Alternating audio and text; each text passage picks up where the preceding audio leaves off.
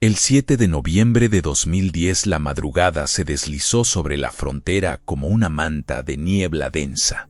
Pero el silencio se quebró abruptamente cuando el eco de una sirena policial rasgó el aire frío y metálico que se eleva sobre la valla de la frontera.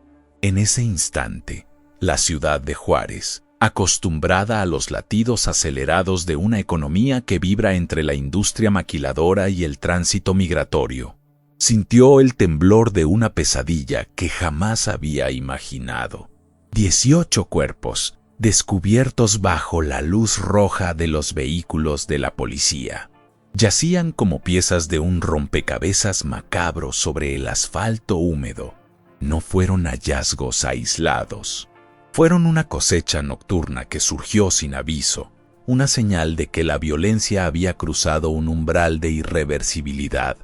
La escena, con los cuerpos alineados como si una mano invisible los hubiera dispuesto en fila, provocó una reacción en cadena que se extendió más allá de los límites de la ciudad y resonó en los pasillos del poder, en los hogares de la gente que vivía al otro lado del río Bravo y en la conciencia colectiva de un país que empezaba a reconocer que la frontera no era solo una línea geográfica, sino una zona de conflicto donde el miedo se volvía palpable. Si te gusta este tema, suscríbete y activa la campanita para que YouTube te notifique cuando subamos nuevos vídeos. Al hacerlo, estarás ayudando muchísimo al canal a crecer y seguir creando contenido de calidad. No olvides dejar tu comentario abajo con tu opinión y también tus sugerencias de temas que te gustaría que tratemos. Tu participación hace la diferencia. Aquella madrugada, el olor a pólvora y polvo levantado por la prisa de los agentes que llegaban en camiones de emergencia se mezcló con el sudor frío de los residentes que, desde sus ventanas, observaban la escena con una mezcla de incredulidad y terror. Las luces rojas de los patrullajes iluminaban los contornos de los cuerpos, revelando la diversidad de rostros que componían la población de Juárez: jóvenes, mujeres, trabajadores migrantes, cada uno con una historia que se truncó en el mismo instante. La magnitud del hallazgo superó cualquier estadística conocida. La cifra de 18 no era solo un número, era una declaración de poder que resonó como un grito en la noche, anunciando que la impunidad había encontrado una forma de manifestarse con una brutalidad que desafiaba la lógica de los investigadores. Los investigadores locales, ya saturados por una oleada de crímenes que habían convertido a la ciudad en un tablero de ajedrez para cárteles y grupos armados, se vieron enfrentados a una escala de violencia que los dejó sin aliento. La presión internacional se hizo presente en forma de titulares que cruzaban fronteras, de miradas críticas de organismos de derechos humanos y de la expectativa de respuestas rápidas por parte de las autoridades. Cada paso que daban en la escena del crimen estaba cargado de un peso invisible: la necesidad de identificar a las víctimas antes de que el tiempo borrara sus rasgos. La urgencia de entender si aquel baño de sangre era un acto aislado o parte de una estrategia más amplia, y la constante amenaza de que cualquier error pudiera desencadenar una reacción violenta por parte de quienes habían orquestado la masacre. A medida que la ciudad despertaba bajo una luz grisácea, los residentes comenzaron a murmurar en los cafés y en los mercados, preguntándose quiénes eran esas personas, por qué habían sido elegidas y qué futuro les aguardaba a los que quedaban. La sensación de vulnerabilidad se transformó en una corriente subterránea de desconfianza hacia las instituciones. Mientras la policía intentaba mantener el orden y los medios de comunicación buscaban la historia que explicara aquel horror sin precedentes. La noche del 7 de noviembre quedó grabada en la memoria colectiva como un punto de inflexión. La calma aparente de la frontera se había roto, y con ella, la ilusión de que la violencia podía ser contenida mediante simples medidas de seguridad. En medio de ese escenario, la narrativa que se despliega a continuación seguirá los primeros pasos de la investigación, la angustiosa tarea de identificar a los muertos y el legado de terror que dejó la cifra de 18 en la conciencia de una comunidad que aprendió, de la manera más cruda, que la impunidad puede teñir de negro un año entero. El relato no pretende ofrecer respuestas definitivas, sino abrir una ventana a los rostros humanos detrás de la estadística, a los miedos que se esconden bajo la superficie de la frontera y a la forma en que una noche de sangre puede transformar la percepción de la realidad para todos los que la viven. Con cada detalle, la historia invita al lector a sentir la presión de los que estuvieron allí, a imaginar el peso de las decisiones que se tomaron y a reconocer que, aunque el pasado no se pueda cambiar, la manera en que lo recordamos define el futuro que intentamos construir. En los años previos a aquel fatídico noviembre, la zona metropolitana de Juárez había experimentado una transformación urbana que, bajo la apariencia de progreso, ocultaba grietas estructurales profundas. La expansión de los parques industriales atrajo a miles de trabajadores migrantes, quienes, al buscar empleo en la cadena de ensamblaje, se asentaron en colonias informales donde la falta de servicios básicos era la norma. Este crecimiento desmedido generó una presión sobre la infraestructura de seguridad pública que nunca alcanzó a equipararse. La cantidad de patrullas, la capacitación de los oficiales y la disponibilidad de tecnología forense quedaban rezagados frente al ritmo de la urbanización. Como consecuencia, la capacidad de respuesta ante incidentes complejos se vio seriamente comprometida, creando un caldo de cultivo para la proliferación de grupos armados que operaban sin control estatal. Al mismo tiempo, la política de mano dura implementada a nivel federal en la década de 2000, aunque pretendía desarticular las organizaciones del narcotráfico, desencadenó una fragmentación interna de los cárteles. Las disputas territoriales entre facciones rivales se intensificaron, y la frontera de Juárez, al estar situada en el punto de convergencia de rutas de tráfico de drogas, armas y personas, se convirtió en un tablero donde se jugaba la supremacía del mercado ilícito. En este escenario, la lógica del control territorial se tradujo en la necesidad de demostrar fuerza mediante actos de violencia extrema. Una estrategia que buscaba intimidar tanto a la población civil como a las autoridades. Así, la masacre que se registró esa noche no surgió de la nada.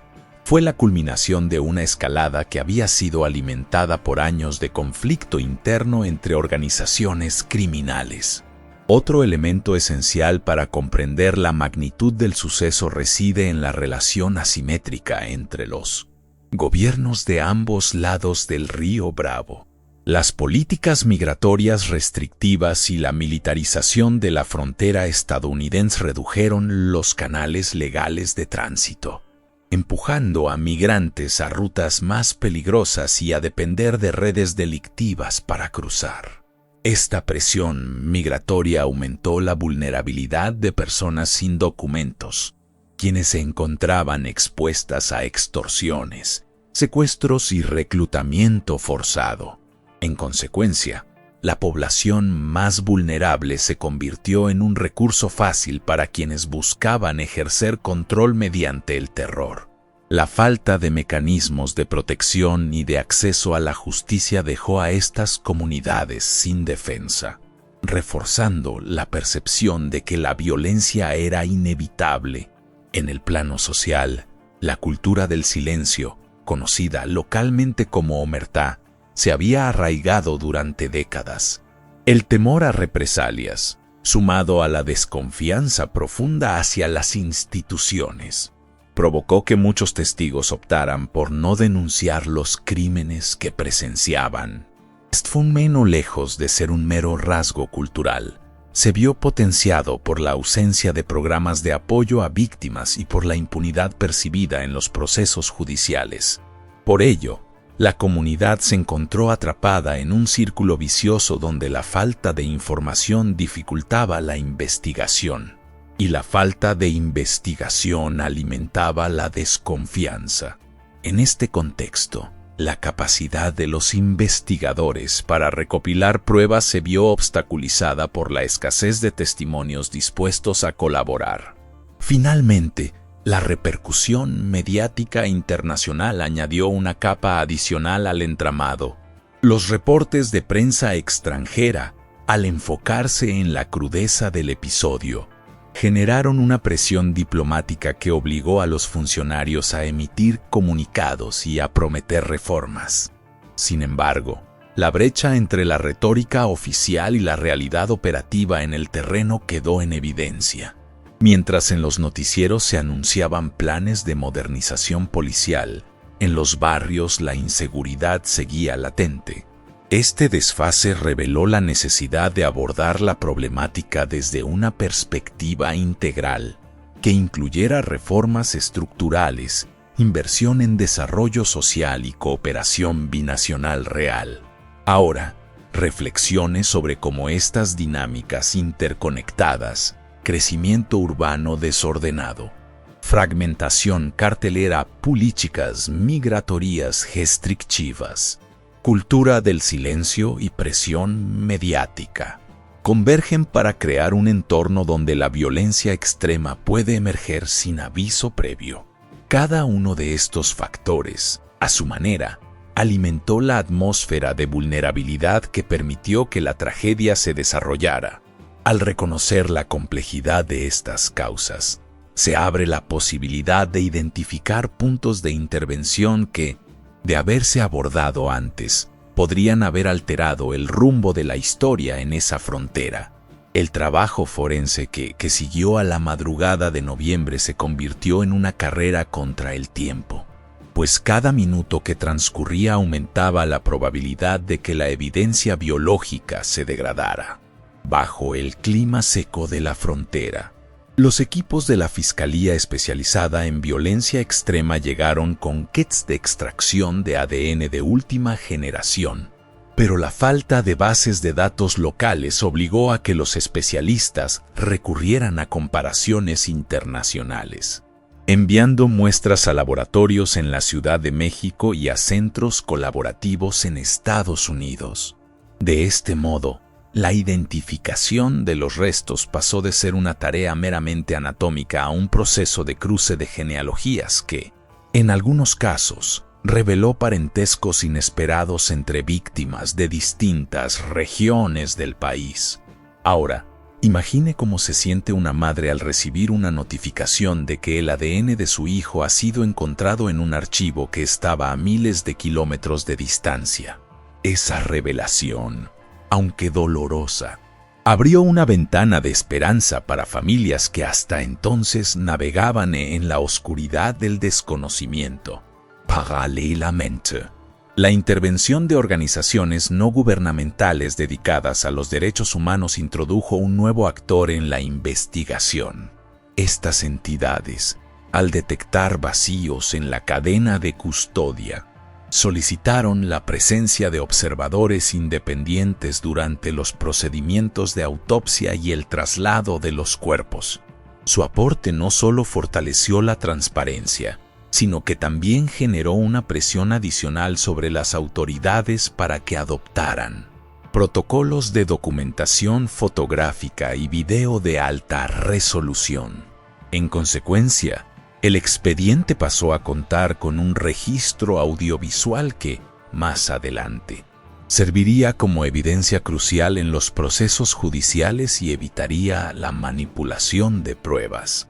Otro aspecto que emergió con claridad fue la reconfiguración de los canales de información entre la policía local y la comunidad.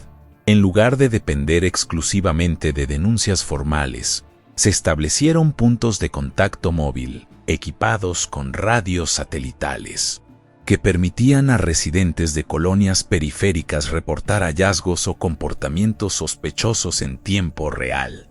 Esta estrategia, aunque todavía incipiente, demostró que la tecnología de comunicación puede romper el aislamiento que históricamente ha favorecido la impunidad. Por ejemplo, una vecina de la zona norte utilizó su teléfono inteligente para enviar una fotografía de una fuga de sangre encontrada en una calle poco transitada. La imagen fue recibida al instante por el Comando Central, lo que desencadenó una movilización inmediata de unidades de investigación. En el plano judicial, la magnitud del caso obligó a la creación de una sala especial dentro del Poder Judicial del Estado, con jueces capacitados en procesos de violencia masiva y con acceso a peritos forenses internacionales. Esta sala, a diferencia de los tribunales tradicionales, adoptó un calendario de audiencias acelerado y estableció medidas de protección para testigos, garantizando que la intimidación no interfiriera con la presentación de pruebas. Asimismo, se introdujo la figura de víctima estructural, que reconoce el daño colectivo sufrido por comunidades enteras y permite la participación de organizaciones civiles como partes activas en el proceso. De este modo, la justicia dejó de ser un concepto abstracto para convertirse en una herramienta que, al menos en teoría, responde a la demanda de reparación social. La respuesta de los medios locales también tomó un rumbo distinto.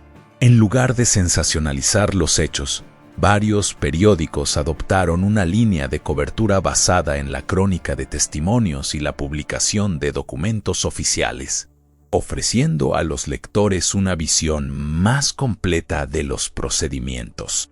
Este giro editorial fomentó un debate público sobre la necesidad de reformar los sistemas de seguridad y, como resultado, surgieron foros ciudadanos donde expertos en criminología, representantes de la policía y líderes comunitarios dialogaron sobre estrategias preventivas. En este escenario, la ciudadanía pasó de ser un observador pasivo a un participante activo en la construcción de políticas de protección. Finalmente, la repercusión del episodio se tradujo en una reorientación de los recursos federales destinados a la zona fronteriza.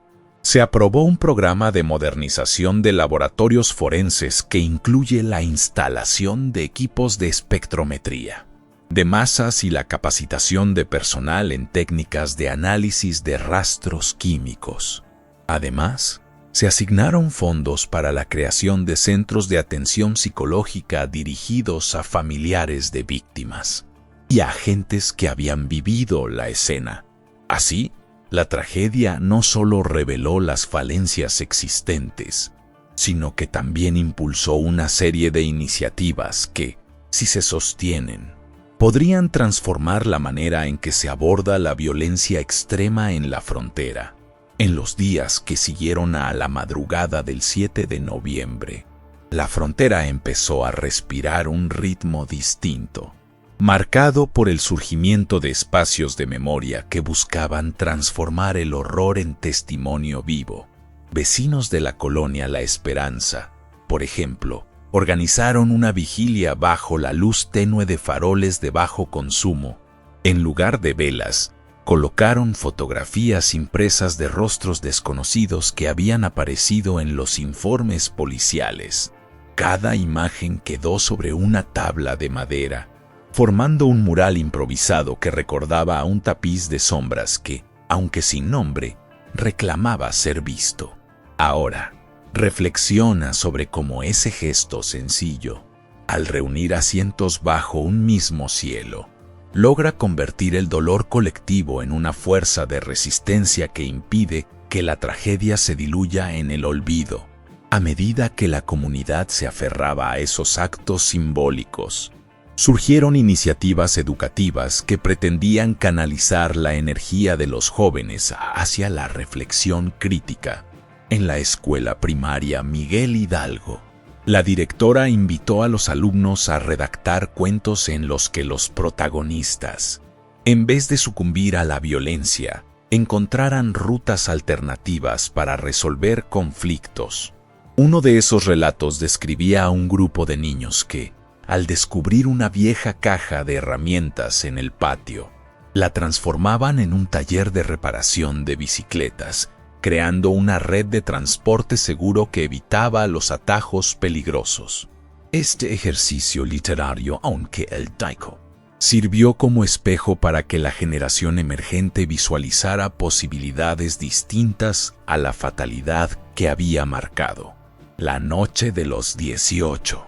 En el ámbito religioso, varios párrocos de la zona decidieron reinterpretar la liturgia habitual, insertando oraciones que aludían a la dignidad de cada vida truncada. En la misa del domingo siguiente, el sacerdote de la capilla de San Antonio pidió a los feligreses que, antes de recibir la comunión, colocaran una pequeña piedra pulida en una urna de cristal situada al altar. Cada piedra simbolizaba un recuerdo, y la acumulación progresiva del recipiente se convirtió en una instalación que, con el paso de los meses, alcanzó la altura de un niño promedio.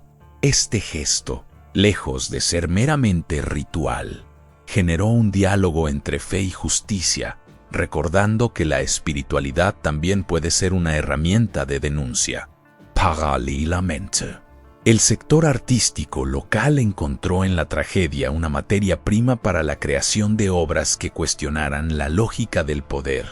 Un colectivo de muralistas, inspirado en la tradición del arte de protesta, pintó en una pared del centro histórico una escena en la que una balanza, en vez de pesar metales, sostenía libros, niños y una llave. La balanza estaba inclinada hacia la llave, aludiendo a la cerradura que separa la frontera, mientras los libros caían al suelo, simbolizando la pérdida de conocimiento y futuro.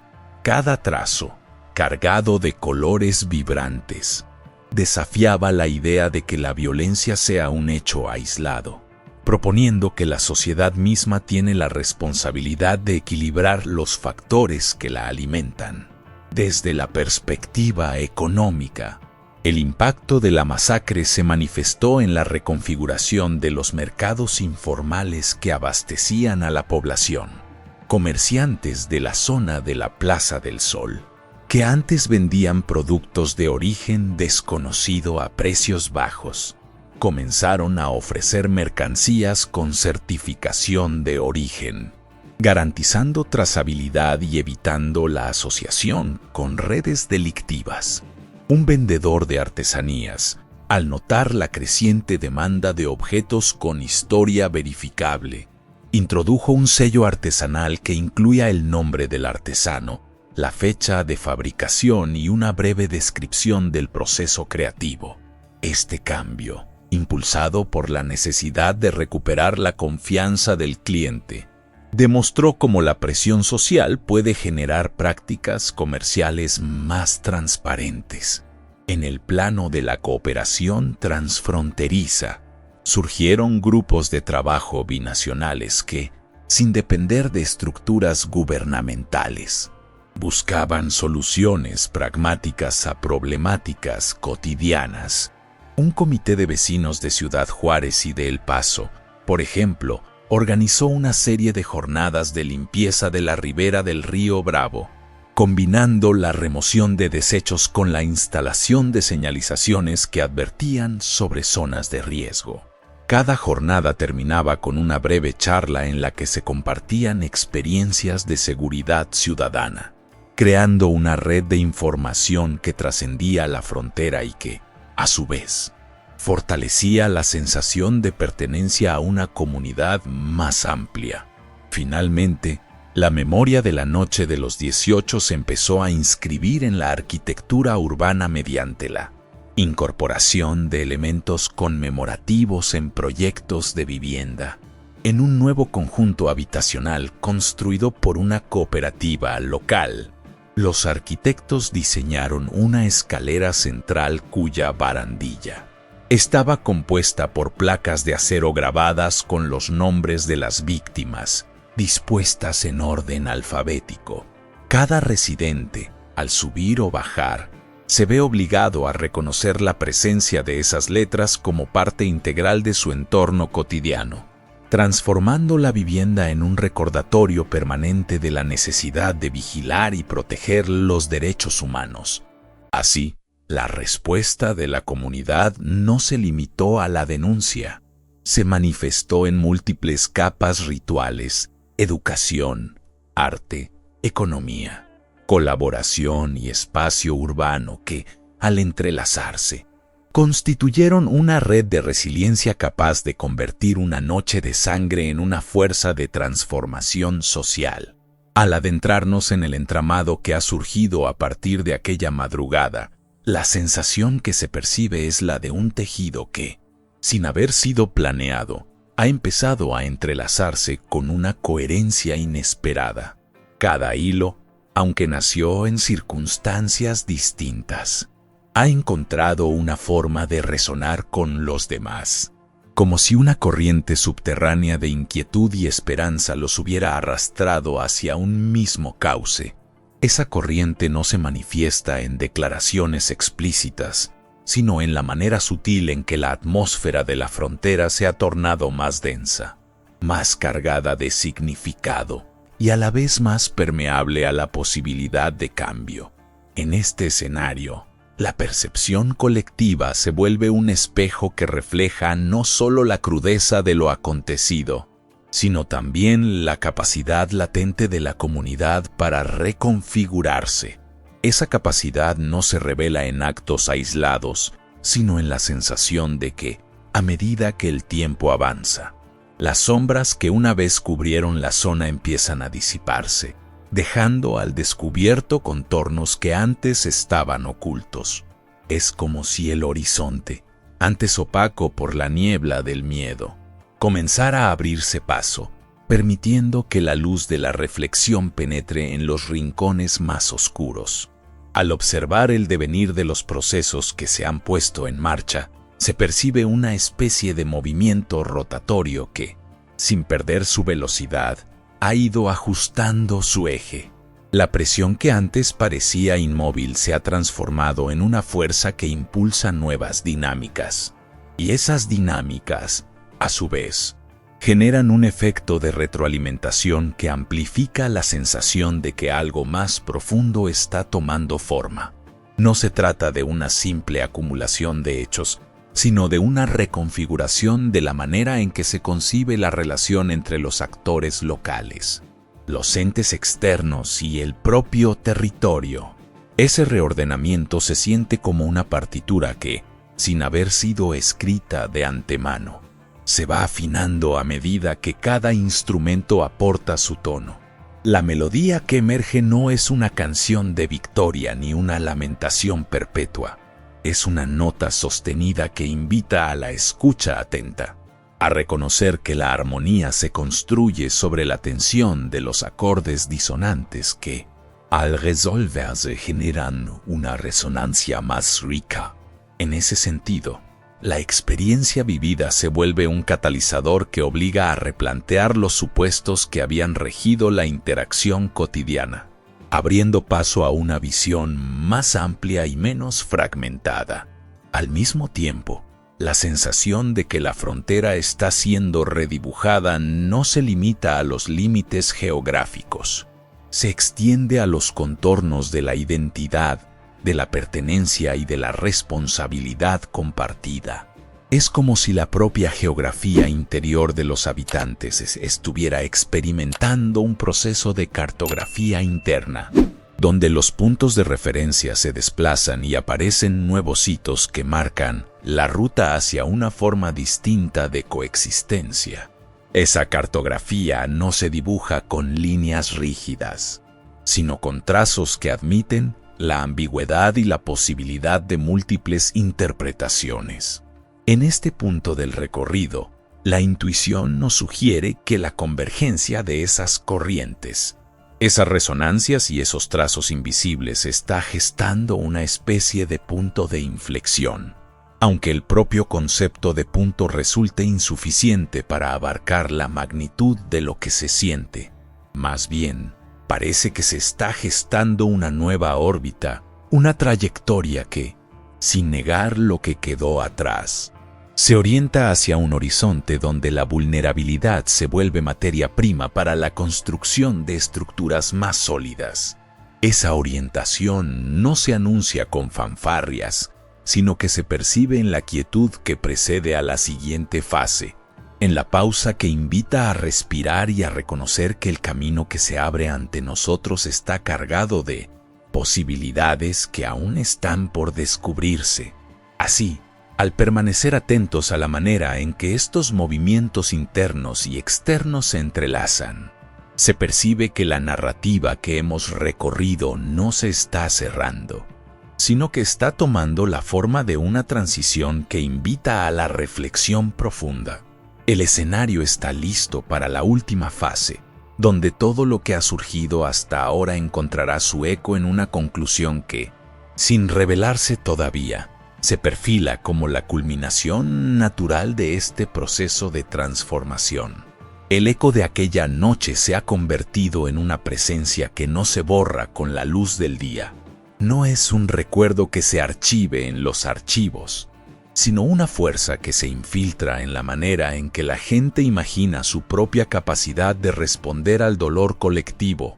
Cada gesto, cada mural, cada conversación bajo la luz tenue de un farol, lleva implícita la idea de que la violencia que una vez se mostró como un muro infranqueable puede, con el tiempo, transformarse en una ruta de resistencia tejida por manos que se niegan a quedar en silencio.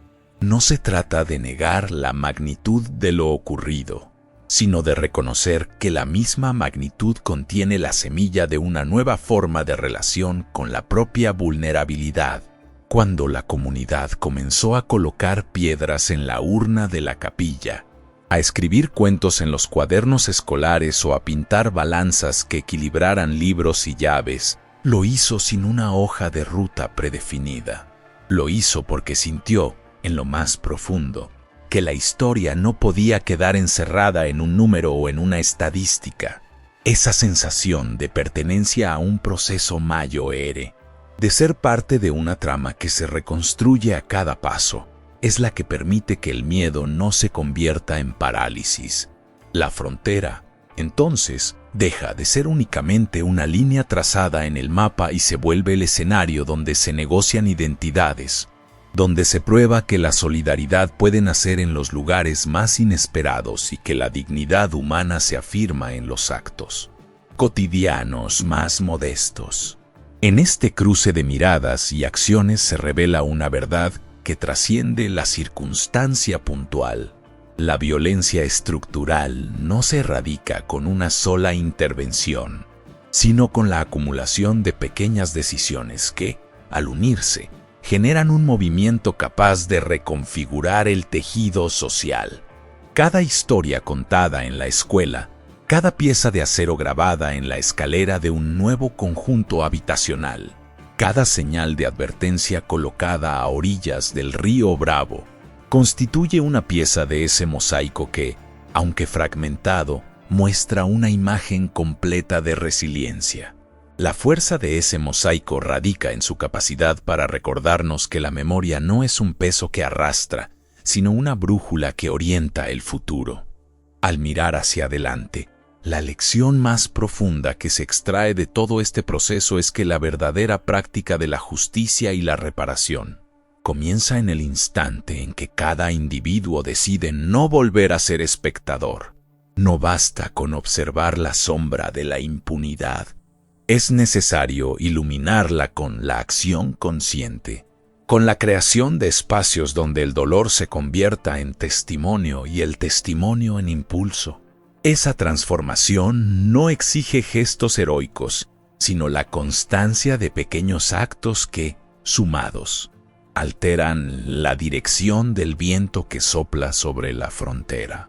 Así, la noche de los 18 cuerpos, aunque marcada por la sangre y el terror, se ha convertido en una señal que invita a replantear la relación entre poder y vulnerabilidad. No se trata de cerrar el capítulo con una conclusión definitiva, sino de abrir una puerta que nos recuerda que el futuro se escribe con la tinta de la responsabilidad compartida. La frontera ya no es solo una barrera física, es también el límite que cada comunidad decide traspasar o reforzar con sus propias decisiones. Cuando la comunidad elige sembrar esperanza donde antes había miedo, cuando el arte se vuelve voz y la memoria se vuelve acción, se crea un espacio donde la violencia pierde su capacidad de silenciar. En última instancia, lo que permanece es la convicción de que la dignidad humana puede resurgir incluso en los escenarios más oscuros, siempre y cuando se alimente con la voluntad de no olvidar y con la energía de transformar el recuerdo en una fuerza constructiva. La verdadera práctica comienza ahora, en el latido cotidiano de cada corazón que decide, a su manera, contribuir a la construcción de un mañana donde la sombra de la impunidad sea solo un recuerdo lejano y la luz de la solidaridad ilumine cada paso del camino.